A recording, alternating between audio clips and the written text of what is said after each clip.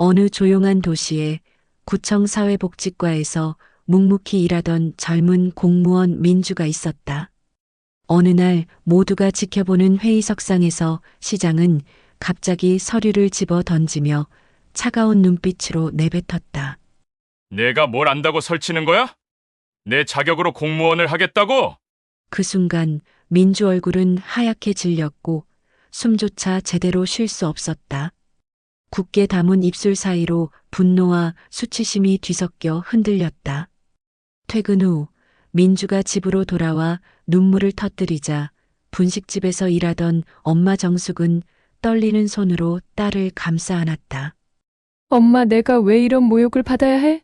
정숙은 말없이 딸의 머리를 쓰다듬다가 천천히 눈을 감았다. 내 새끼를 이렇게 짓밟다니 이건 내가 참아선 안 되는 일이구나. 분식집 뒷골목 가로등 불빛 아래에서 정숙의 눈빛은 바뀌어 있었다. 그 눈은 더 이상 온화한 엄마가 아니라 사랑하는 아이를 위해 세상과 맞설 준비가 된 사람의 눈빛이었다. 고요한 밤 공기 속에서 분노는 차갑게 벼려지고 있었다. 그 전에 지금 어디에서 보고 계신가요? 댓글로 함께 나눠주세요. 좋아요랑 알림 설정도 잊지 마시고요. 영상 끝까지 보시면 분명 좋은 행운 가득하실 거예요. 바로 이야기 시작하겠습니다. 경기도의 작은 중소도시, 오래된 시장 골목 한편에 자리 잡은 작은 분식집이 있습니다. 가게 앞에 걸린 낡은 간판에는 정숙이네 분식이라고 손글씨로 적혀 있었죠. 간판의 글씨는 세월의 흔적으로 조금씩 발해가고 있었지만 그 안에서 풍겨오는 따뜻한 국물 냄새만큼은 언제나 변함없이 사람들의 발걸음을 이끌어왔습니다. 이정숙은 올해 62살입니다. 새벽 5시면 어김없이 눈을 뜨고 가장 먼저 하는 일은 가게로 나가 육수를 끓이는 것이었죠. 큰 솥에 멸치와 다시마를 넣고 팔팔 끓어오르는 국물을 젓가락으로 저어가며 정숙은 하루를 시작했습니다. 30년 넘게 이어온 습관이었죠. 남편 박영수가 세상을 떠난 지도 벌써 15년이 흘렀습니다. 영수는 시청 토목과에서 평생을 성실하게 일했던 공무원이었죠. 월급은 그리 많지 않았지만 가족을 위해서라면 야근도 마다하지 않던 사람이었습니다. 어느 겨울날 밤 제설 작업 현장에서 과로로 쓰러진 영수를 병원으로 옮겼지만 이미 때는 늦었죠. 의사는 과로사라고 진단했습니다. 남편을 잃은 슬픔 속에서도 정숙은 무너질 수 없었습니다. 당시 고등학교 2학년이었던 딸 민주가 있었거든요. 영수가 남긴 작은 퇴직금과 보험금으로 시장 근처에 이 분식집을 차렸죠. 처음에는 라면 하나 제대로 끓일 줄도 몰랐던 정숙이었지만 하루하루 배워가며 지금의 맛을 만들어냈습니다. 어서 오세요. 정숙의 목소리는 언제나 따뜻했습니다. 오늘도 단골 손님들이 하나둘 가게로 들어섰죠. 아침 일찍 출근하는 직장인들, 시장에서 장사하는 상인들, 그리고 근처 공장에서 일하는 아저씨들까지. 이들에게 정숙이네 분식집은 단순히 배를 채우는 곳이 아니라 마음을 나누는 공간이었습니다. 아주머니, 라면 하나랑 김밥 한 줄 주세요. 젊은 직장인이 주문했습니다. 네, 금방 해드릴게요. 어제 야근하셨죠? 얼굴이 피곤해 보이네요. 정숙은 라면을 끓이면서도 손님의 안부를 물었습니다. 이런 소소한 대화들이 정숙에게는 큰 위로가 되었죠. 혼자 살아가는 일이 외롭긴 했지만 이렇게 사람들과 만나고 이야기를 나누다 보면 하루가 금세 지나갔습니다. 오후가 되면 정숙의 얼굴에는 특별한 미소가 떠올랐습니다. 딸 민주가 점심시간에 들를 때가 있었거든요. 민주는 시청 사회복지과에서 일하는 구급 공무원이었죠. 올해로 32살이 된 민주는 아직 결혼을 하지 않았습니다. 어머니 정숙을 혼자 두고 갈 수 없다며 늘 미루고 있었거든요. 엄마, 오늘 점심 뭐 드실 거예요? 민주가 가게 문을 열고 들어왔습니다. 아이고, 우리 딸 왔네. 바쁠 텐데 뭐하러 왔어? 정숙은 반가워했지만 한편으로는 걱정스러웠죠. 점심시간이라 잠깐 들렀어요.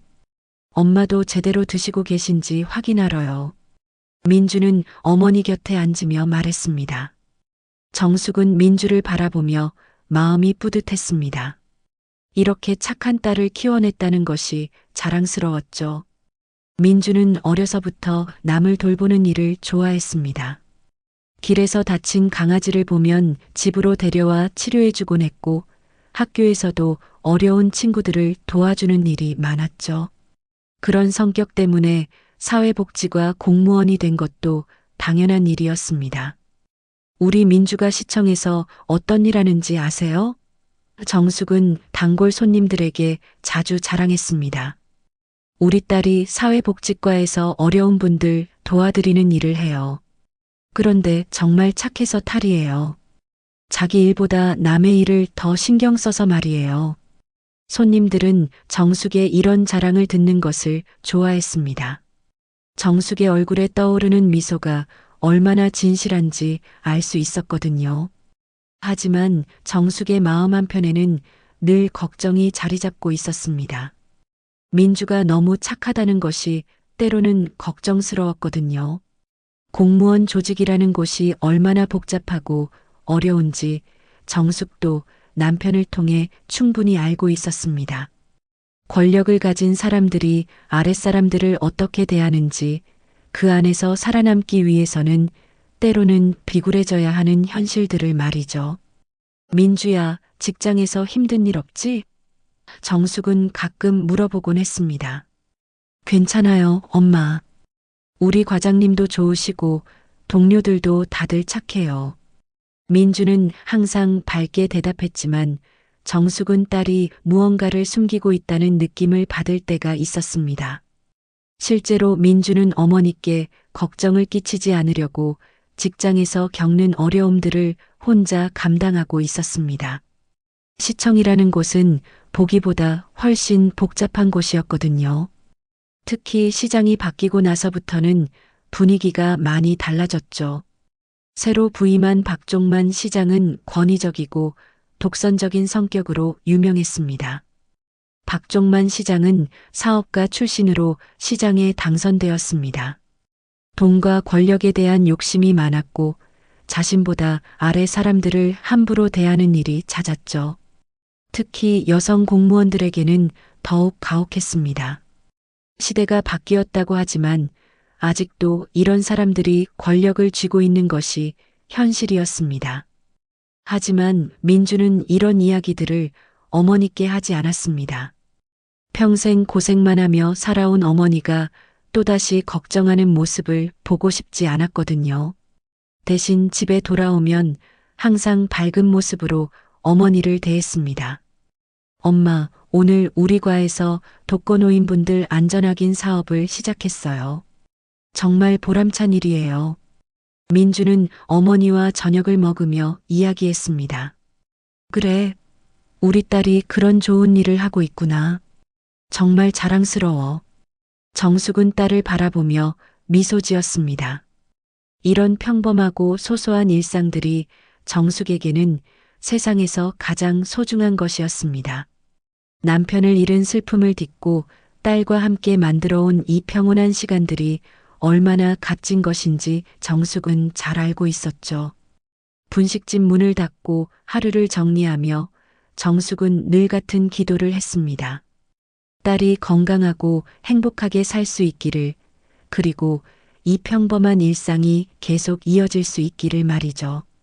하지만 정숙은 아직 몰랐습니다. 이 평온한 일상이 곧 거대한 폭풍에 휘말리게 될 것이라는 것을 말입니다. 이 챕터 발단 모욕의 순간. 시청 3층에 위치한 대회의실.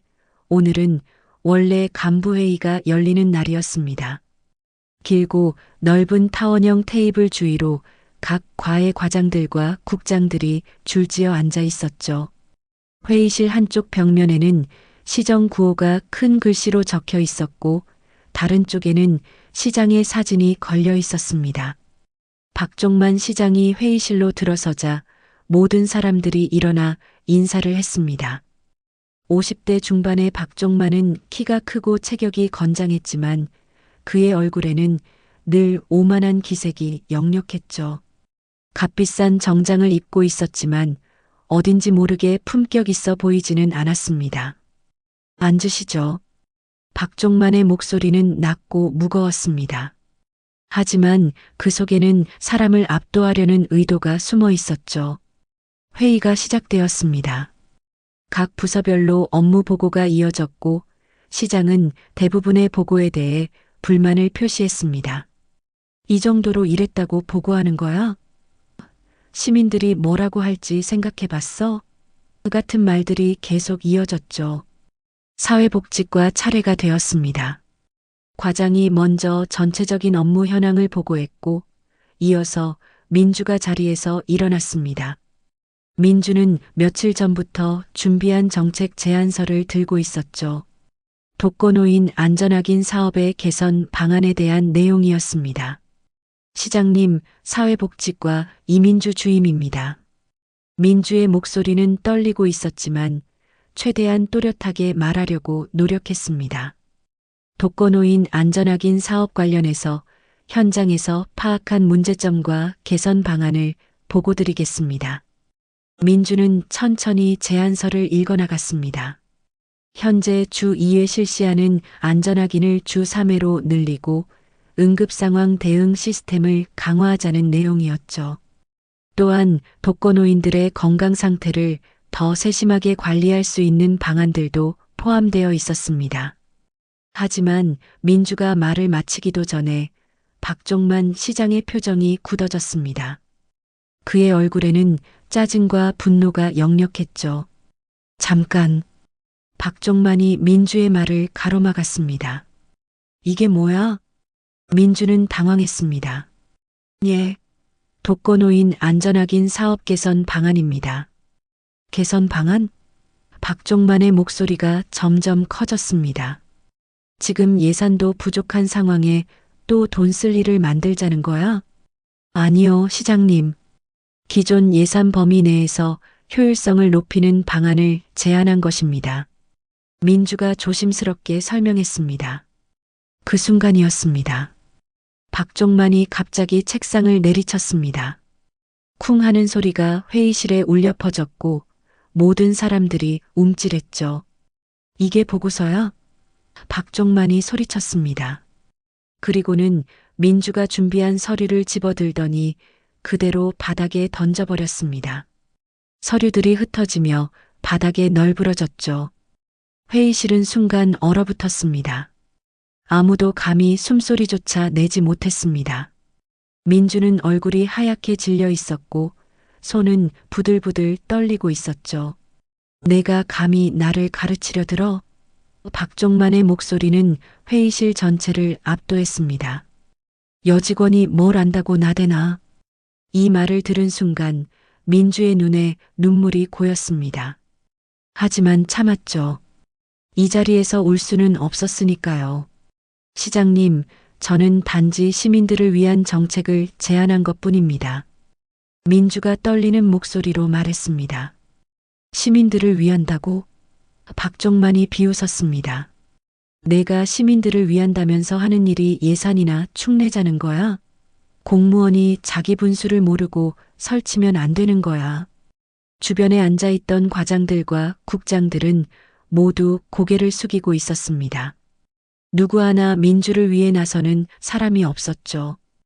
그들 역시 박종만의 권력 앞에서는 한낱 부하일 뿐이었습니다. 앞으로 이런 쓸데없는 제안서 가져오지 마. 시키는 일만 하면 되는 거야. 박종만이 마지막으로 못을 박았습니다. 민주는 바닥에 흩어진 서류들을 주워 담으며 자리로 돌아갔습니다.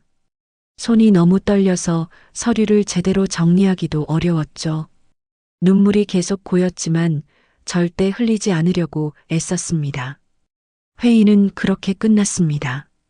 다른 안건들이 더 있었지만 분위기가 너무 얼어붙어서 형식적으로만 진행되었죠.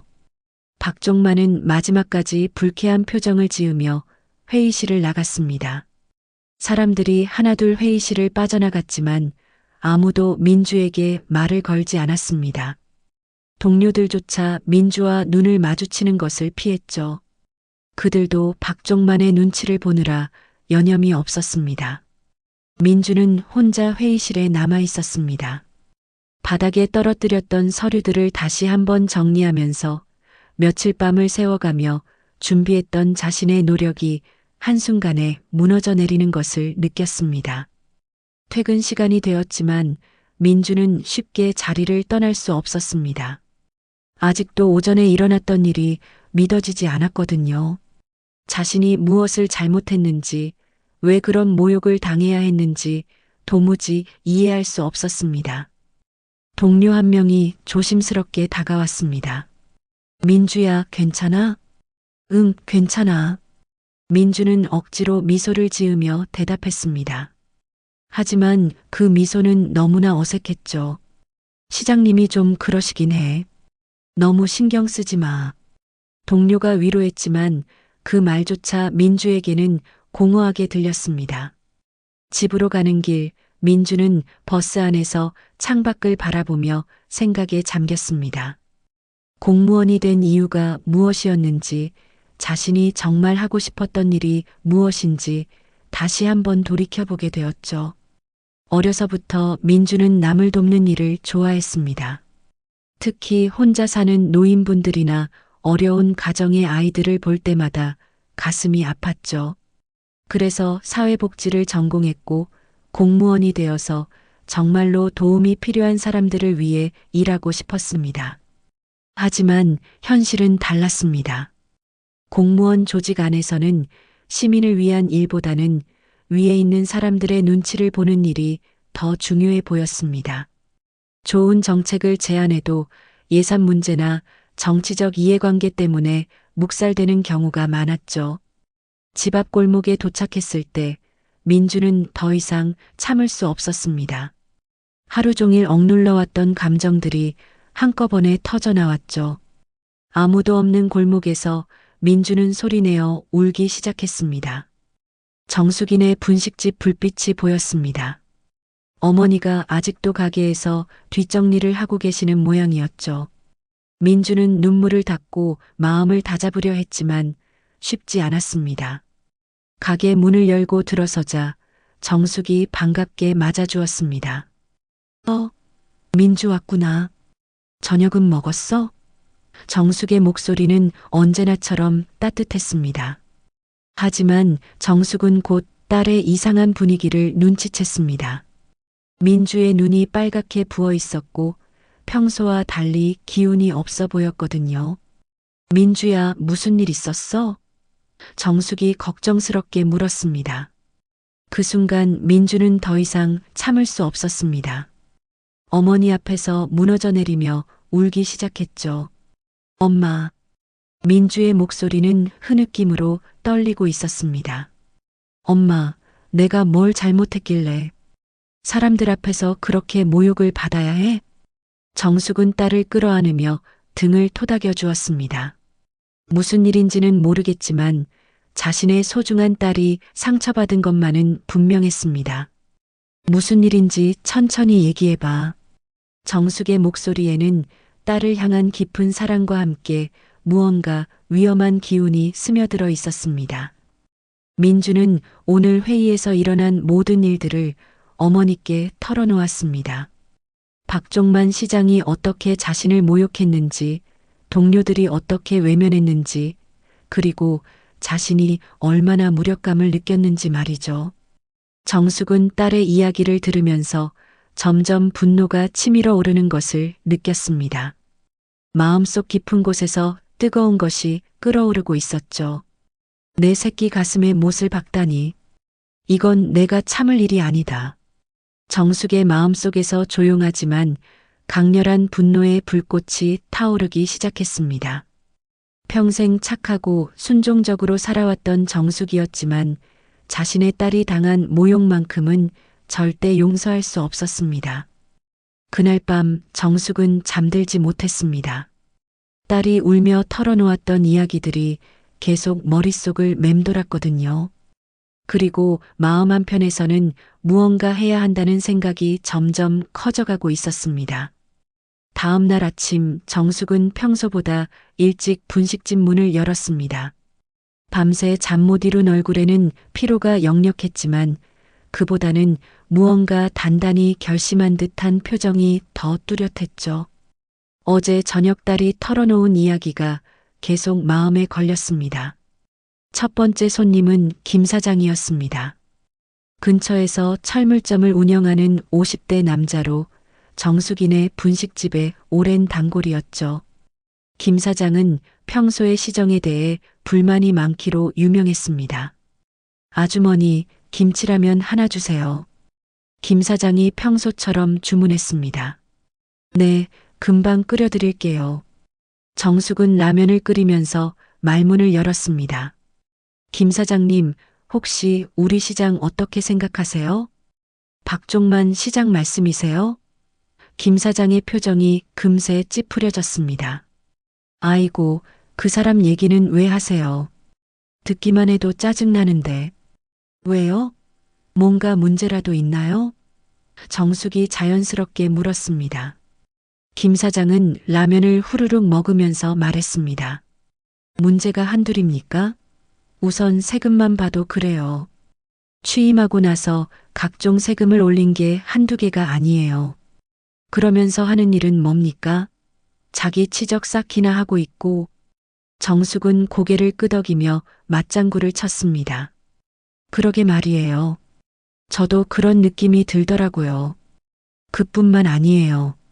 김 사장이 목소리를 낮췄습니다. 제가 아는 시청 직원한테 들은 얘기인데 그 사람 직원들한테 함부로 대한다더라고요. 특히 여직원들한테는 더 심하다던데. 이 말을 들은 순간 정숙의 가슴 속에서 뭔가 뜨거운 것이 치밀었습니다. 정말요? 어떻게 함부로 대한다는 거죠? 뭐, 자세한 건 저도 모르지만. 김 사장이 주변을 둘러보며 조심스럽게 말했습니다. 회의할 때 소리 지르고 서류 던지고 그런다더라고요. 요즘 시대에 그런 식으로 사람 대하면 되겠어요? 정숙은 딸이 어제 털어놓은 이야기와 정확히 일치하는 내용을 듣고 있었습니다. 이제 확신이 들었죠. 민주가 당한 일이 단순한 우연이 아니라 박종만의 평소 행동 패턴이었던 것입니다. 정말 그런 사람이 시장을 해도 되는 건가요? 정숙이 중얼거리듯 말했습니다. 그러게 말이에요. 시민들이 뽑아준 자리인데 정작 시민들을 위해서는 별로 하는 일이 없고. 김 사장이 한숨을 쉬었습니다. 김 사장이 떠난 후에도 정숙의 마음은 복잡했습니다. 하지만 동시에 무언가 해야겠다는 생각이 더욱 확고해졌죠. 점심시간이 되자 동네 상인들이 하나둘 들어왔습니다. 채소가게를 운영하는 박순옥, 문구점 사장 최영수, 그리고 미용실을 하는 김미성까지. 이들은 모두 정숙과 오랜 친분을 유지해온 사이였습니다. 아주머니들, 요즘 장사는 어때요? 정숙이 물었습니다. 아이고, 장사가 뭐 되겠어요. 박순옥이 한숨을 쉬었습니다. 세금은 계속 오르고 손님은 줄어들고. 맞아요. 우리 같은 소상공인들 생각은 전혀 안 하고. 최영수도 불만을 토로했습니다. 정숙은 이때다 싶어 말을 꺼냈습니다. 그런데 말이에요. 저희 민주가 어제 시청에서 있었던 일을 얘기하더라고요. 무슨 일인데요? 김미선이 관심 있게 물었습니다. 정숙은 딸에게서 들은 이야기를 조심스럽게 꺼내기 시작했습니다. 물론 민주의 이름은 직접 거명하지 않았죠. 하지만 박종만 시장이 여직원을 어떻게 대했는지, 얼마나 모욕적이었는지는 생생하게 전달했습니다. 세상에 정말 그런 일이 있었다고요? 박순옥이 놀라며 물었습니다. 네. 그것도 사람들이 다 보는 앞에서 말이에요. 정숙의 목소리에는 분노가 배어 있었습니다. 아니, 아무리 시장이라고 해도 그렇게 하면 되는 거예요? 김미선이 분개했습니다. 요즘 시대에 그런 식으로 여자 직원 대하는 게 어디 있어요. 최영수도 고개를 저었습니다. 정숙은 사람들의 반응을 보며 속으로 만족했습니다. 역시 박종만에 대한 불만이 자신만의 것이 아니었던 거죠. 내가 봤는데 우리 시장 사람 무시하는 게 장난이 아니더라고요. 정숙이 한마디 더 덧붙였습니다. 이 말이 방아쇠 역할을 했습니다. 사람들이 하나둘 박종만에 대한 자신들의 경험담을 털어놓기 시작했거든요. 저도 한번 민원 때문에 시장실에 간 적이 있는데 정말 기분 나빴어요. 박순옥이 말했습니다. 마치 자기가 황제라도 되는 것처럼 행동하더라고요. 맞아요. 시민들 목소리는 듣지도 않고 자기 하고 싶은 대로만 해요. 김미선도 맞장구를 쳤습니다. 정숙은 이런 분위기를 놓치지 않았습니다. 정말 답답해요. 우리 같은 서민들은 목소리를 낼 곳도 없고, 그러게 말이에요. 뽑아준 건 우린데 정작 우리 얘기는 안 들어주고. 최영수가 분통을 터뜨렸습니다. 오후가 되자 정숙은 분식집을 잠시 동생에게 맡기고 나왔습니다. 가야 할 곳이 있었거든요. 첫 번째는 동네 교회였습니다.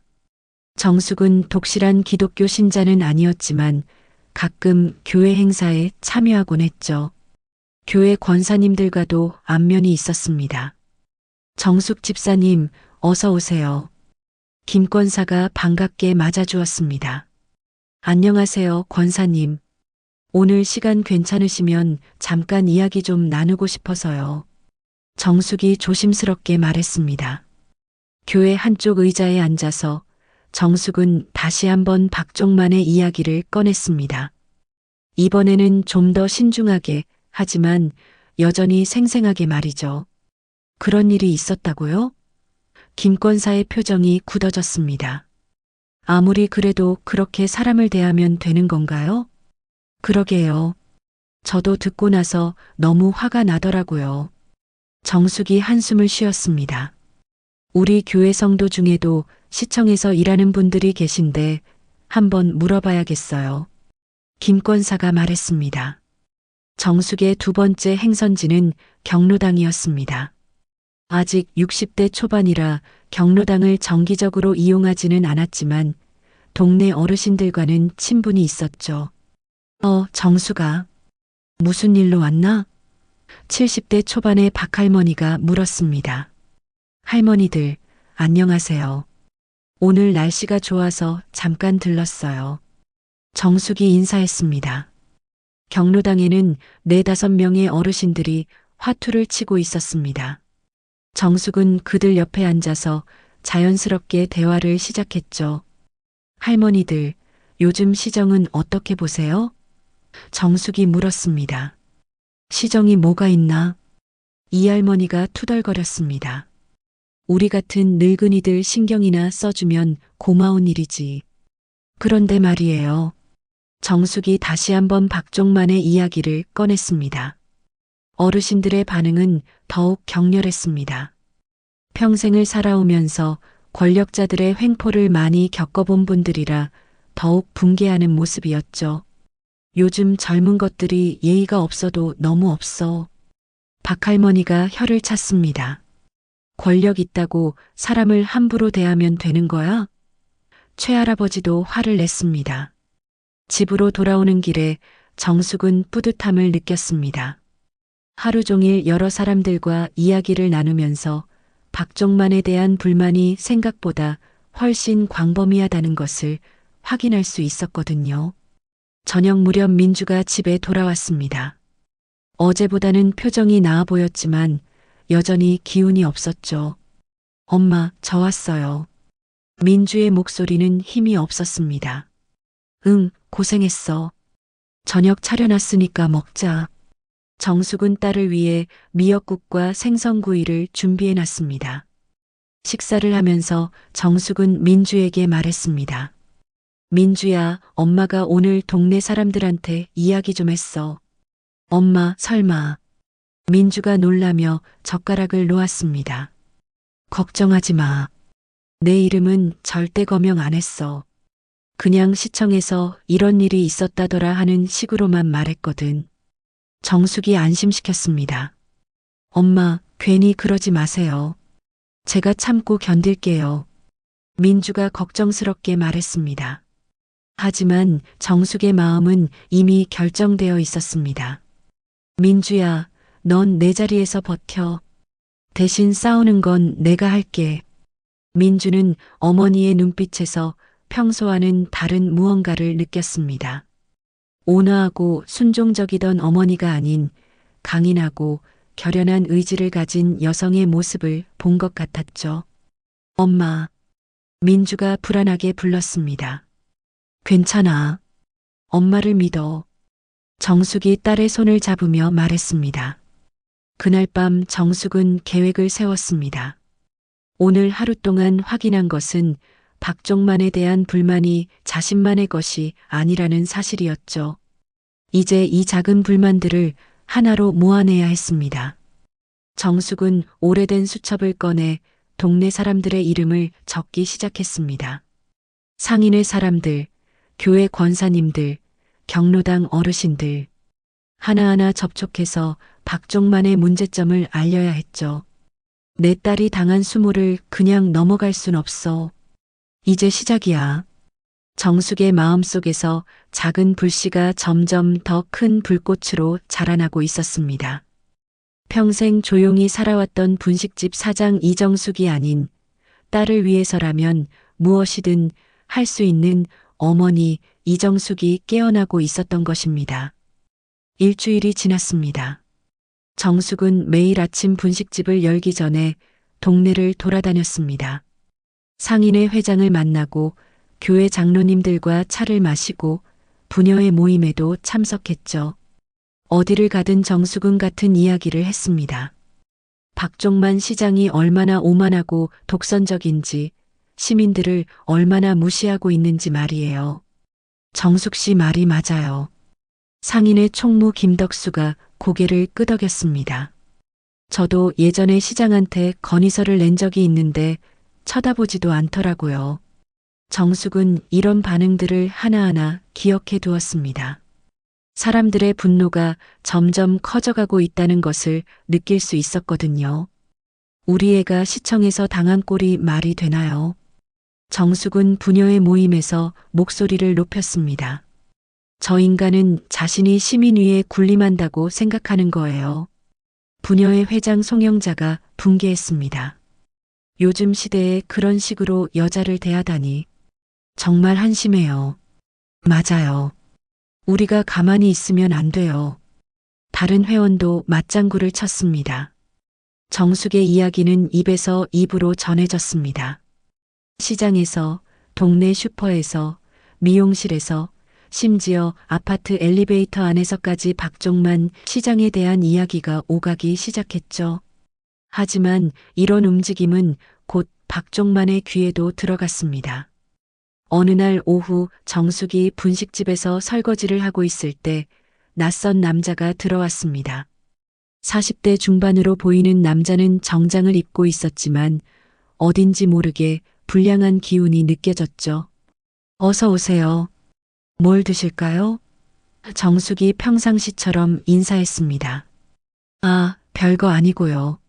남자는 자리에 앉으며 말했습니다.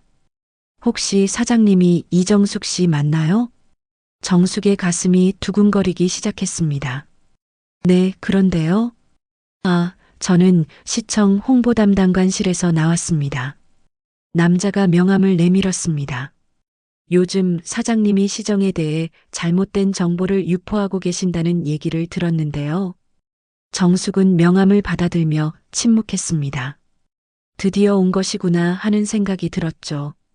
저는 그런 적 없는데요. 정숙이 조심스럽게 대답했습니다. 사장님, 우리가 다 알고 있습니다. 남자의 목소리가 차갑게 변했습니다. 시장님에 대해 허위 사실을 유포하면 명예훼손으로 법적 조치를 받을 수 있어요. 허위 사실이라니요? 저는 사실을 말한 것뿐인데요. 정숙도 목소리를 높였습니다. 사실이라는 증거가 있나요? 남자가 비웃듯 말했습니다. 시장님은 항상 시민들을 위해 최선을 다하고 계십니다. 그런 분을 모함하는 건 좋지 않죠. 정숙은 가슴이 답답했습니다. 하지만 물러설 수는 없었죠. 모함이 아니라 사실을 말한 거예요. 시장이 직원들을 어떻게 대하는지 저는 알고 있어요. 조심하세요, 사장님. 남자가 일어서며 위협적으로 말했습니다. 이 동네에서 장사하려면 시청과 좋은 관계를 유지하는 게 좋을 텐데요. 남자가 나간 후 정숙은 한동안 자리에 앉아 있었습니다. 손이 떨리고 있었죠. 하지만 동시에 분노도 더욱 커졌습니다. 협박을 당하고 있다는 사실이 오히려 정숙의 의지를 더욱 굳게 만들었거든요. 다음 날부터는 더욱 수상한 일들이 벌어졌습니다. 분식집 앞에 검은색 승용차가 계속 서 있었고 낯선 사람들이 가게 앞을 서성거리며 손님들을 불편하게 만들었죠. 사장님, 저 사람들 뭐 하는 사람들이에요? 단골 손님 김 사장이 걱정스럽게 물었습니다. 저도 잘 모르겠어요. 정숙은 애써 담담하게 대답했습니다. 하지만 장사에는 확실히 지장이 생겼습니다. 평소보다 손님이 절반으로 줄었고 단골들도 눈치를 보며 일찍 자리를 떴죠. 저녁에 민주가 집에 돌아와서 걱정스럽게 말했습니다. 엄마, 직장에서 이상한 소문이 돌고 있어요. 무슨 소문? 정숙이 물었습니다. 엄마가 시장님 욕을 하고 다닌다는 소문이요. 다들 저한테 조심하라고 하네요. 민주의 목소리는 불안으로 가득했습니다. 정숙은 딸의 어깨를 잡았습니다. 민주야, 엄마 걱정하지 마. 엄마는 잘못한 게 없어. 하지만 엄마 이러다가 더 큰일 날 것 같아요. 민주가 울먹였습니다. 그때 정숙의 휴대폰이 울렸습니다. 모르는 번호였죠. 여보세요? 이정숙 씨죠? 낮은 남자 목소리가 들렸습니다. 네, 그런데요. 조용히 사세요. 계속 그런 식으로 나오면 딸도 무사하지 못할 겁니다. 전화가 끊어졌습니다. 정숙의 얼굴이 하얗게 질렸죠. 엄마, 누구 전화였어요? 민주가 물었습니다. 정숙은 딸을 바라보며 마음속으로 중얼거렸습니다. 내가 겁먹으면 결국 민주가 또 당하는 거야. 아무것도 아니야. 걱정하지 마. 정숙은 억지로 미소를 지었습니다. 하지만 그날 밤 정숙은 잠들 수 없었습니다. 협박 전화의 내용이 계속 머릿속을 맴돌았거든요. 특히 딸에게까지 위험이 미칠 수 있다는 말이 가슴을 짓눌렀죠. 다음 날 아침 정숙은 결심을 굳혔습니다. 협박에 굴복할 수는 없었어요. 오히려 더 적극적으로 나서야 한다고 생각했습니다. 상인의 사무실로 찾아가서 회장을 만났습니다. 회장님, 저한테 시청에서 협박이 들어왔어요. 정숙이 직접적으로 말했습니다. 뭐라고요? 상인의 회장 박만수가 놀랐습니다. 정숙은 어제 일어난 모든 일들을 상세히 설명했습니다. 홍보 담당관실에서 나온 사람의 협박, 분식집 앞을 서성거리는 수상한 사람들, 그리고 밤늦은 협박 전화까지 말이죠. 이건 너무 심각한 문제네요. 박 회장의 얼굴이 굳어졌습니다. 아무리 시장이라도 시민을 이렇게 위협할 수는 없는 거 아닙니까? 그래서 제가 회장님을 찾아온 거예요. 이제 혼자서는 감당하기 어려울 것 같아서요. 정숙의 목소리는 떨리고 있었지만 결연했습니다. 박 회장은 잠시 생각에 잠겼다가 말했습니다. 알겠습니다. 이번 주 상인회 정기 모임에서 이 문제를 공식적으로 다뤄보죠. 정숙은 고개를 깊이 숙였습니다. 감사합니다, 회장님. 분식집으로 돌아오는 길 정숙은 하늘을 올려다봤습니다. 구름이 잔뜩 끼어 있었지만 언젠가는 맑아질 거라는 희망을 품었죠. 박종만, 너는 잘못 생각했어. 협박으로 나를 굴복시킬 수 있다고? 천만에. 이제 정말로 시작이야. 상인회 정기 모임이 열린 지 사흘 후였습니다. 정숙은 평소처럼 분식집에서 아침 준비를 하고 있었는데 민주에게서 다급한 전화가 왔습니다. 엄마, 큰일 났어요. 민주의 목소리는 울음이 섞여 있었습니다. 왜? 무슨 일이야? 정숙이 급하게 물었습니다. 갑자기 감찰실에서 저를 불러서요. 뇌물수수 혐의로 조사받게 됐어요. 민주의 목소리가 떨리고 있었습니다. 정숙은 한순간 숨이 막혔습니다. 뇌물이라니, 그게 무슨 소리야? 저도 모르겠어요. 민원인한테 뇌물을 받았다는 제보가 들어왔다고 하네요. 완전히 거짓말인데. 민주가 흐느끼기 시작했습니다. 정숙의 머릿속이 하얗게 변했습니다. 이것이 바로 박종만의 보복이라는 것을 직감할 수 있었거든요. 민주야, 진정하고. 엄마가 지금 갈게. 정숙은 재빨리 가게를 정리했습니다. 시청 앞에 도착했을 때 민주는 감찰실 앞 복도에서 멍한 표정으로 앉아 있었습니다. 평소 단정했던 모습과는 달리 머리카락이 흐트러져 있었고 얼굴은 창백했죠. 민주야. 정숙이 다가가자 민주가 어머니 품에 안겼습니다. 엄마, 정말 억울해요. 저는 그런 일 한 적이 없어요. 민주가 울면서 말했습니다. 그럼 당연하지. 우리 민주가 그런 일을 할 리가 없잖아. 정숙이 딸의 등을 토닥였습니다. 하지만 정숙의 마음속은 분노로 가득 찼습니다. 저놈이 내 딸한테까지 손을 댔구나. 감찰실 직원이 나와서 말했습니다. 이민주 주임, 조사가 끝날 때까지 직위해제됩니다. 출근하지 마시고 연락을 기다리세요. 민주의 얼굴이 더욱 하얗게 질렸습니다. 직위해제라는 것은 사실상 범죄자 취급을 받는다는 의미였거든요. 증거도 없이 어떻게 이럴 수 있어요? 정숙이 항의했습니다.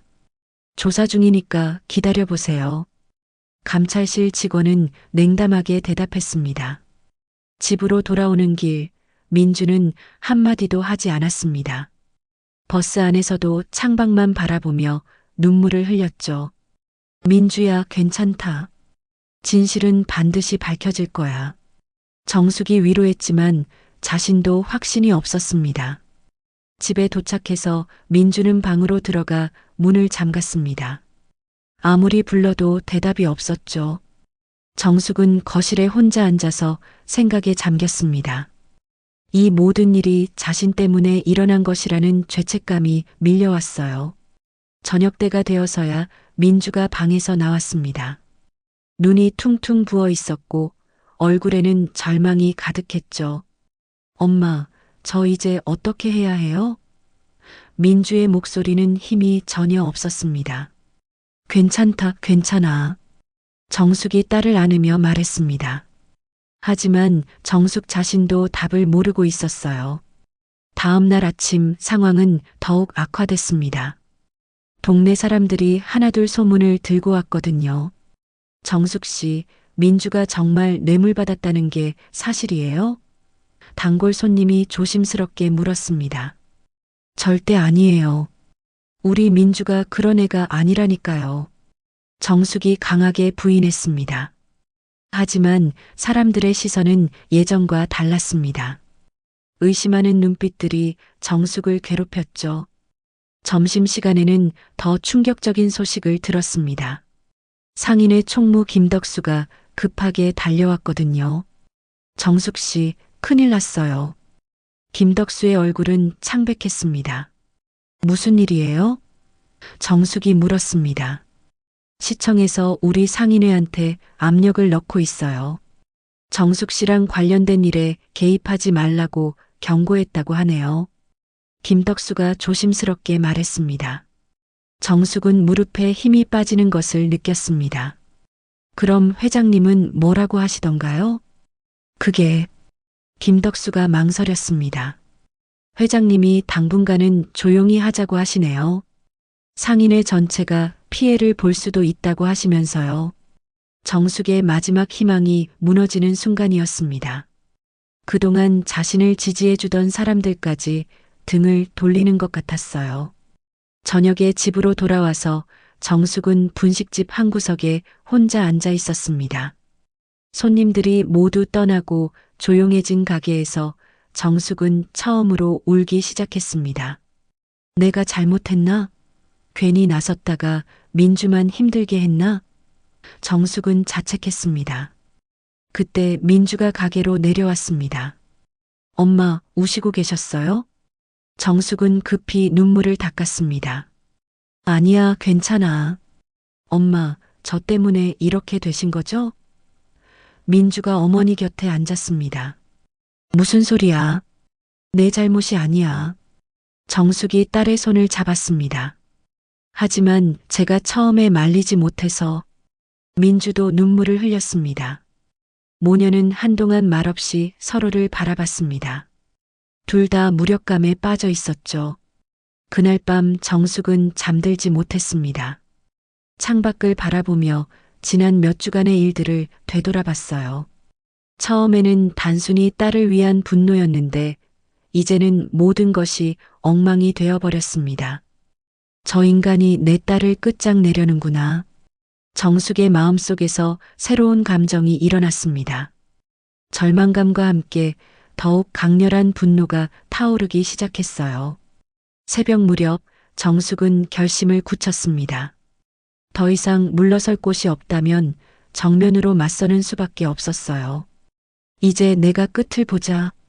정숙이 중얼거렸습니다. 그 순간 정숙의 눈빛이 달라졌습니다.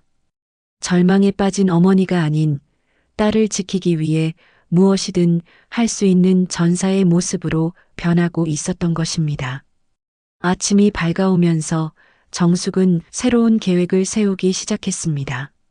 박종만이 비겁한 수법으로 나온다면 자신도 그에 맞서는 방법을 찾아야 했어요.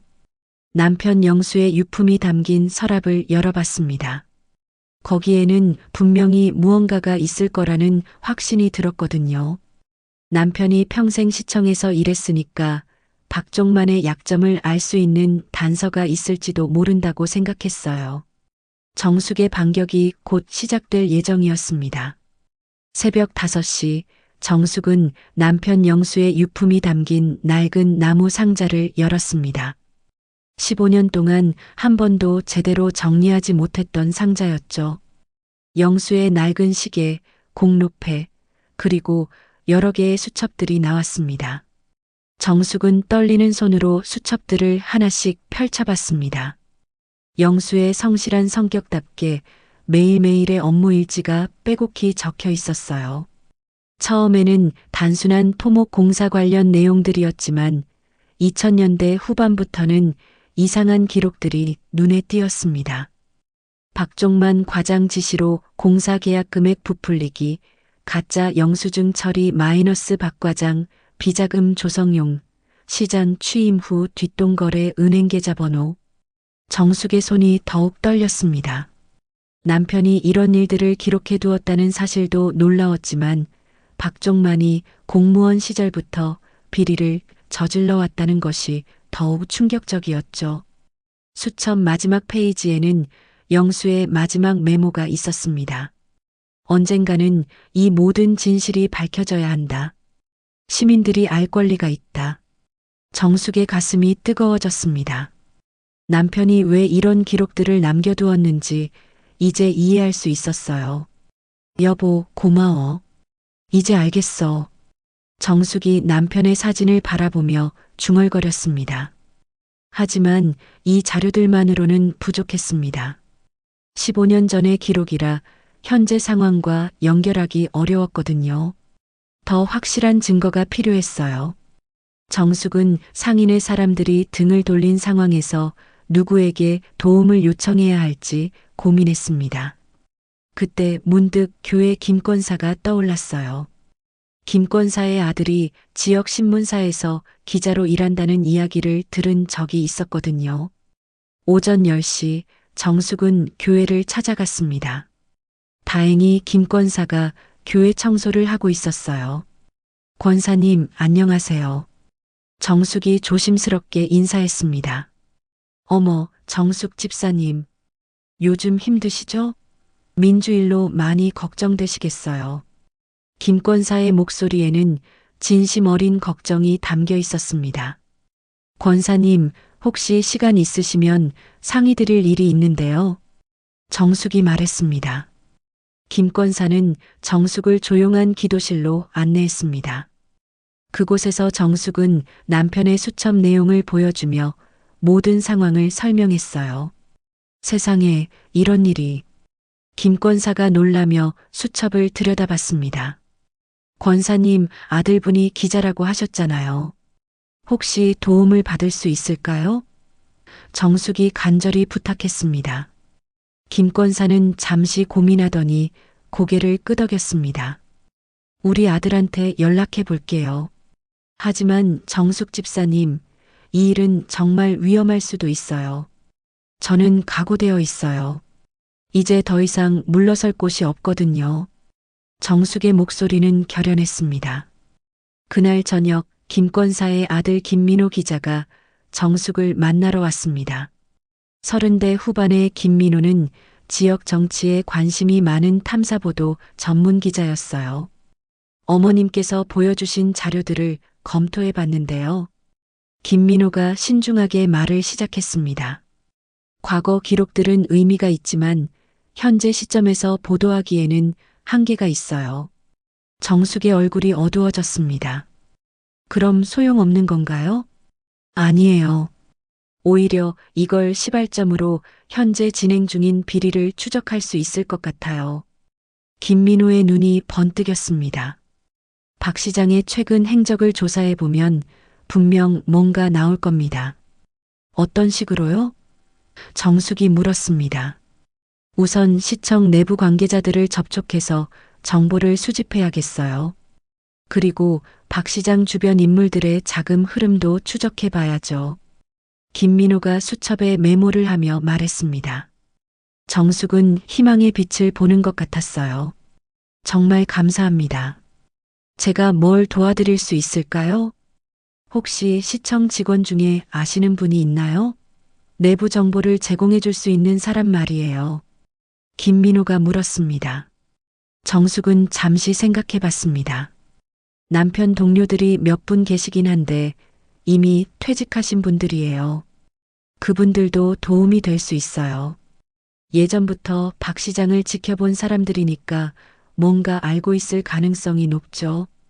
다음 날부터 정숙과 김민호의 본격적인 조사가 시작됐습니다. 정숙은 남편의 옛 동료들을 찾아다녔고 김민호는 현직 시청 직원들과의 접촉을 시도했어요. 남편의 동료였던 최 전 과장을 만났을 때였습니다. 70대 초반의 최 과장은 정숙을 보자 반갑게 맞아줬어요. 정숙 씨, 오랜만이네요. 영수 생각이 많이 나요. 최 과장이 말했습니다. 과장님, 사실 부탁드릴 일이 있어서 왔어요. 정숙이 조심스럽게 말을 꺼냈습니다. 남편의 수첩을 보여주자 최 과장의 표정이 심각해졌습니다. 영수가 이런 기록을 남겨놨구나. 최 과장이 한숨을 쉬었습니다. 사실 우리들도 다 알고 있었어요. 하지만 말할 수 없었죠. 왜요? 정숙이 물었습니다. 박종만이 워낙 무서운 사람이었거든요. 자기한테 거스르는 사람은 가만두지 않았어요. 영수도 그 때문에 많이 고생했는데 최 과장이 말을 잇지 못했습니다. 혹시 남편이 그 일로 스트레스를 받았던 건가요? 정숙의 목소리가 떨렸습니다. 영수는 끝까지 양심을 지키려고 했어요. 그게 얼마나 힘들었는지. 최 과장이 눈물을 글썽였습니다. 정숙은 가슴이 찢어지는 것 같았어요. 남편의 죽음에 박종만이 간접적으로라도 영향을 미쳤을 가능성이 있다는 생각이 들었거든요. 과장님, 현재 박 시장이 어떤 비리를 저지르고 있는지 알 수 있는 방법이 없을까요? 정숙이 간절히 물었습니다. 최 과장은 한참 고민하더니 작은 쪽지를 건넸습니다. 여기 적힌 사람을 찾아가 보세요. 현재 시청에서 일하는 사람인데 믿을 만한 사람이에요. 정숙은 쪽지를 받아들며 고개를 깊이 숙였습니다. 감사합니다. 일주일 후 김민호 기자가 중요한 정보를 가지고 왔습니다. 어머님, 큰 물고기를 잡았어요. 김민호의 목소리에는 흥분이 가득했습니다. 무슨 일이에요? 정숙이 급하게 물었습니다. 박 시장이 최근 대형 건설업체로부터 10억 원대 뒷돈을 받은 정황을 포착했어요. 그리고 그 돈을 은닉하기 위해 가족 명의로 부동산을 구입했다는 증거도 있고요. 정숙의 눈이 번뜩였습니다. 정말요? 네, 그리고 더 놀라운 건 박 시장의 전직 비서가 증언할 의향이 있다고 해요.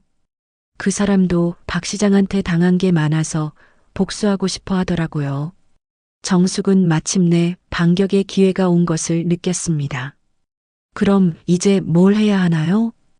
우선 기사를 준비하고 동시에 시민들의 관심을 끌 수 있는 방법을 생각해 봐야죠. 김민호가 말했습니다. 정숙의 마음속에서 복잡한 감정들이 교차했습니다. 드디어 딸의 억울함을 풀어줄 수 있는 기회가 온 것 같았어요. 동시에 남편의 원한도 갚을 수 있을 것 같았죠. 내 아이를 지키려면 내가 괴물이 되어야 한다. 정숙은 각오를 다시 한번 다졌습니다.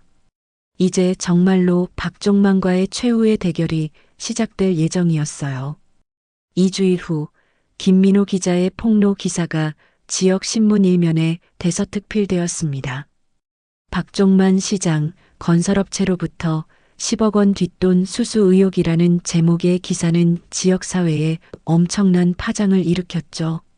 기사가 나간 그날 오전 정숙은 상인의 사무실로 향했습니다. 지난주 자신을 외면했던 상인들도 이제는 다르게 반응할 거라고 확신했어요. 정숙 씨, 신문 봤어요? 상인의 회장 박만수가 정숙을 보자마자 말했습니다. 정말 대단한 일을 해내셨네요. 아직 시작일 뿐이에요, 회장님. 정숙의 목소리는 차분했지만 강인했습니다. 이제 시민들 앞에서 제대로 된 대결을 해야 해요. 어떻게 하실 생각이세요? 박 회장이 물었습니다. 시청 앞에서 집회를 열고 싶어요. 시민들이 직접 박 시장의 실체를 알 수 있도록 말이에요. 정숙이 단호하게 말했습니다. 오후에는 교회, 부녀회, 경로당 사람들이 하나둘 정숙을 찾아왔습니다. 기사를 본 사람들의 반응은 폭발적이었어요. 정숙 씨가 옳았어요. 김권사가 말했습니다. 우리가 미안했어요. 이제 우리도 도와드릴게요.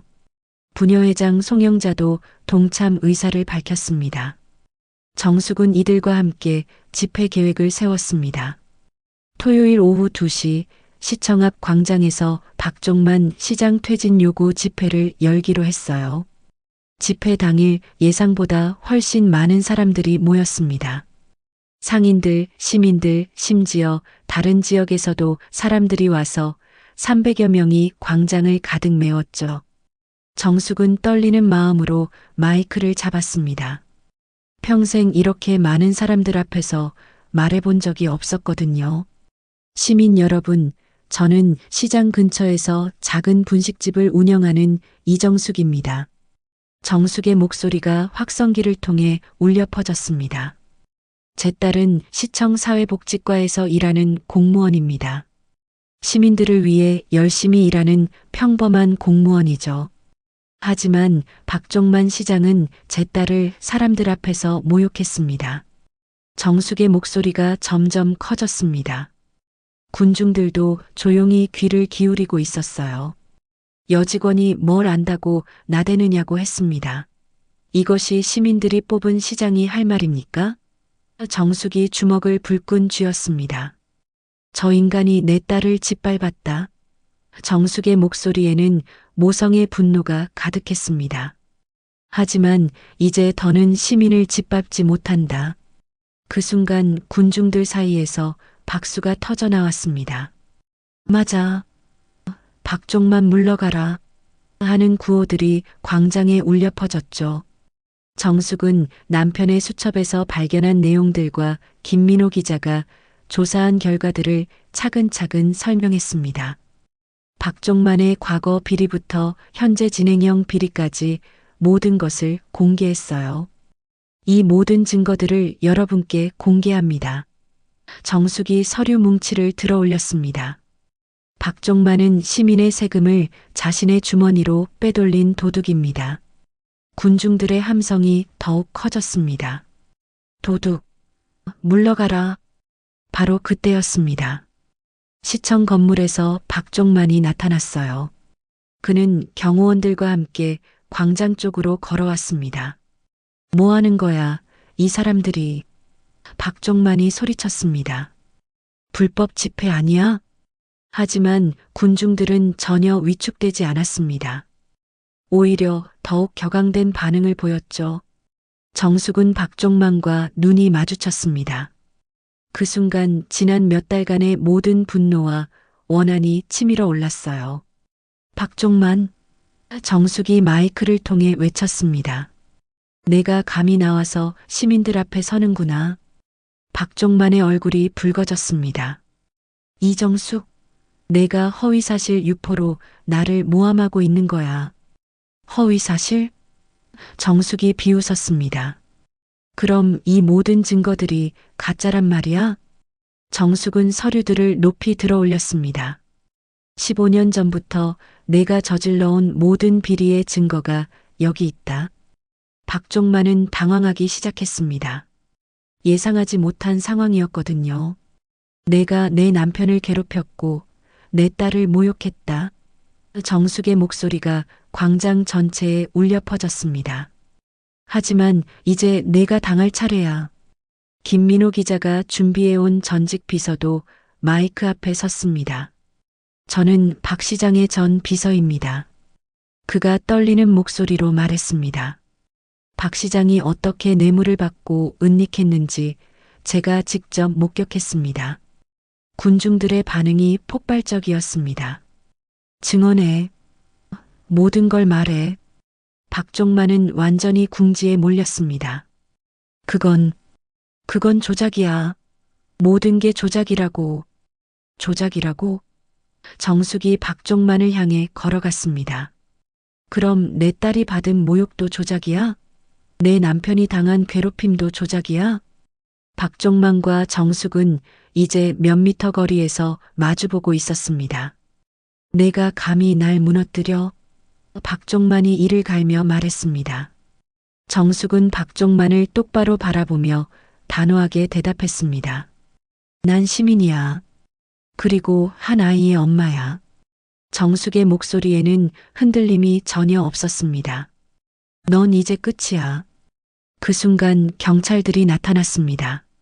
하지만 그들이 온 이유는 집회를 해산시키기 위해서가 아니었어요. 검찰의 수사 결과 박종만에 대한 구속영장이 발부된 것이었죠. 박종만 씨 구속영장이 발부되었습니다. 수사관이 차가운 목소리로 말했습니다. 박종만의 얼굴이 하얗게 질렸습니다. 이건 음모야. 정치적 탄압이라고. 하지만 아무도 그의 말을 믿지 않았습니다. 군중들은 환호성을 지르며 승리를 축하했어요. 정숙은 박종만이 수갑을 차고 연행되는 모습을 지켜봤습니다. 드디어 모든 것이 끝났다는 안도감과 함께 딸을 지켜냈다는 뿌듯함이 밀려왔어요. 엄마. 멀리서 민주의 목소리가 들렸습니다. 정숙이 돌아보니 민주가 눈물을 흘리며 달려오고 있었습니다. 모녀는 광장 한복판에서 끌어안았죠.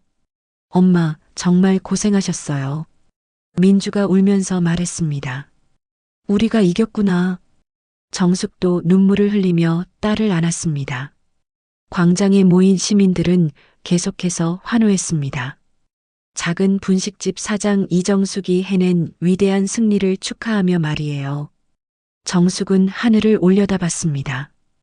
구름 사이로 햇살이 비치고 있었어요. 남편 영수도 저 하늘에서 자신을 지켜보고 있을 거라는 생각이 들었습니다. 권력의 횡포에 맞선 한 어머니의 용기가 마침내 정의를 승리로 이끈 순간이었습니다. 박종만 시장이 구속된 지 석 달이 지났습니다. 가을이 깊어가는 어느 오후 정숙은 분식집에서 평상시와 다름없이 손님들을 맞이하고 있었습니다. 하지만 예전과는 분위기가 완전히 달랐죠. 정숙 씨, 오늘도 신문에 나왔네요. 단골 손님 김 사장이 신문을 펼쳐 보이며 말했습니다. 신문에는 박종만의 1심 판결 소식이 실려 있었습니다.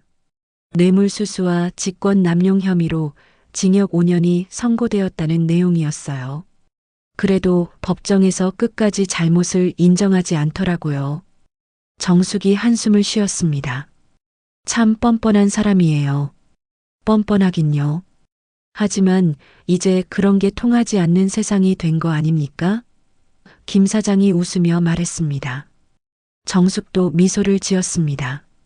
정말 많은 것이 변했어요. 새로 부임한 시장은 시민들의 목소리에 귀를 기울이는 사람이었고 시청 분위기도 많이 달라졌다고 했습니다. 오후 5시경 민주가 퇴근길에 들렀습니다. 예전의 생기를 되찾은 민주의 얼굴에는 환한 미소가 떠올라 있었어요. 엄마, 오늘 정말 좋은 일이 있었어요. 민주가 들뜬 목소리로 말했습니다. 무슨 일인데? 정숙이 궁금해했습니다. 제가 제안했던 독거노인 안전확인 사업 확대 방안이 승인됐어요. 새로운 시장님이 직접 검토하시더니 정말 좋은 정책이라고 하시면서요. 민주의 목소리에는 자부심이 가득했습니다. 정숙의 가슴이 뿌듯해졌습니다. 몇 달 전 박종만에게 그토록 모욕당했던 그 제안서가 드디어 빛을 보게 된 것이었죠. 정말 잘 됐다. 우리 민주가 얼마나 열심히 준비했는데. 정숙이 딸의 어깨를 토닥였습니다. 엄마 덕분이에요. 엄마가 용기를 내주시지 않았다면 저는 계속 움츠러들어 있었을 거예요. 민주가 어머니의 손을 잡았습니다. 저녁 무렵 예상치 못한 손님이 찾아왔습니다. 김민호 기자였어요. 어머님, 안녕하세요. 김민호가 정중하게 인사했습니다. 어머, 기자님. 어서 오세요. 뭐 드실까요? 정숙이 반갑게 맞았습니다. 라면 하나만 부탁드릴게요. 김민호가 자리에 앉으며 말했습니다. 사실 좋은 소식을 전해드리러 왔어요. 좋은 소식이요? 정숙이 라면을 끓이면서 물었습니다. 박종만 사건을 보도한 기사로 올해 지역 언론상을 받게 됐어요. 하지만 이 상은 제가 받을 자격이 없다고 생각해요. 김민호가 진지하게 말했습니다. 왜요? 민주가 옆에서 물었습니다. 진짜 용기를 낸 건 어머님이시거든요. 저는 그냥 어머님이 만들어주신 기회를 기사로 쓴 것뿐이에요. 김민호가 정숙을 바라보며 말했습니다. 정숙은 고개를 저었습니다. 무슨 말씀이세요? 기자님이 도와주시지 않았다면 아무것도 할 수 없었을 거예요. 어머님, 정말 존경합니다. 김민호가 깊이 고개를 숙였습니다. 한 사람의 용기가 이렇게 큰 변화를 만들어낼 수 있다는 걸 보여주셨어요.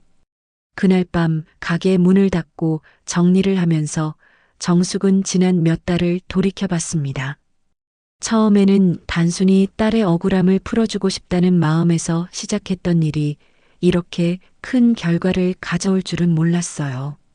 엄마, 후회하지 않으세요? 민주가 설거지를 하면서 물었습니다. 후회?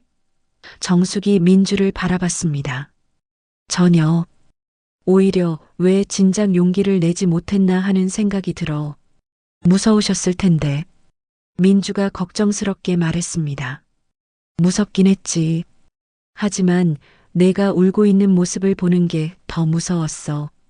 정숙이 딸의 손을 잡았습니다. 엄마라면 누구나 그랬을 거야. 다음 날은 일요일이었습니다.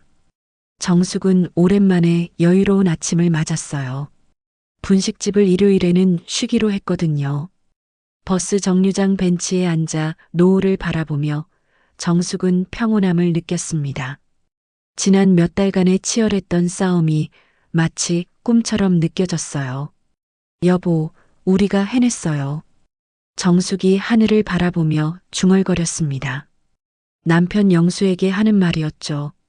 바람에 나뭇잎들이 흔들리고 있었습니다. 마치 남편이 대답하는 것 같았어요. 엄마. 민주가 저쪽에서 손을 흔들며 다가왔습니다. 뭐 하세요? 그냥 생각 좀 하고 있었어. 정숙이 일어서며 말했습니다. 무슨 생각이요? 민주가 어머니 옆에 앉았습니다. 앞으로 우리가 어떻게 살아가야 할지 말이야. 정숙이 딸을 바라봤습니다. 예전처럼 평범하게 살면 되는 거 아니에요?